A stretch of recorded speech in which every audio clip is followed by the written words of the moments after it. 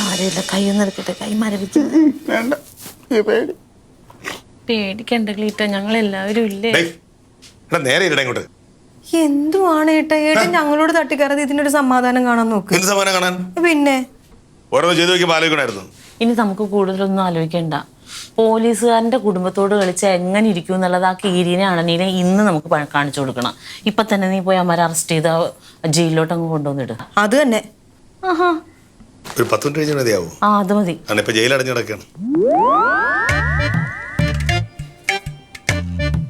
ഈ അണലിയുടെയും ചേരയുടെ ഒക്കെ പേരിന് ധാരാളം കേസിലൂടെ കിടപ്പുണ്ട്. ഇപ്പൊ നമ്മളൊരു കേസോടെ കൊണ്ടെടുത്തോണ്ടല്ലേ അവനൊരു പൊന്തൂലാവും. അങ്ങനെയല്ല, കേസ് അങ്ങനെ കൊടുക്കണ്ട. വേണ്ട, അത് കൊടുത്ത അവൻ എന്നോടുള്ള ദേഷ്യം കൂടും. എന്തായാലും ഇപ്പൊ ദേഷ്യം ഇല്ലേ? ഉണ്ട്, പക്ഷെ എന്നാലും ദേഷ്യം കൂടും. ശരിയാ, നിന്റെ ഭാഗത്താണ് പൂർണ്ണമായും തെറ്റ്. നീ ഒരു കാര്യം ആലോചിക്കുകയാണ്. നമ്മുടെ മുത്തിന്റെ കല്യാണ തലേന്ന് ഏതെങ്കിലും ഒരു തെണ്ടിക്ക് ഏതെങ്കിലും ഒരുത്തം വന്നിട്ട് കൈ പിടിച്ചു കൊടുത്താല് അവൻ നമ്മൾ വെറുതെ വിടുവോ? കൊല്ലൂല്ലേ നമ്മള്?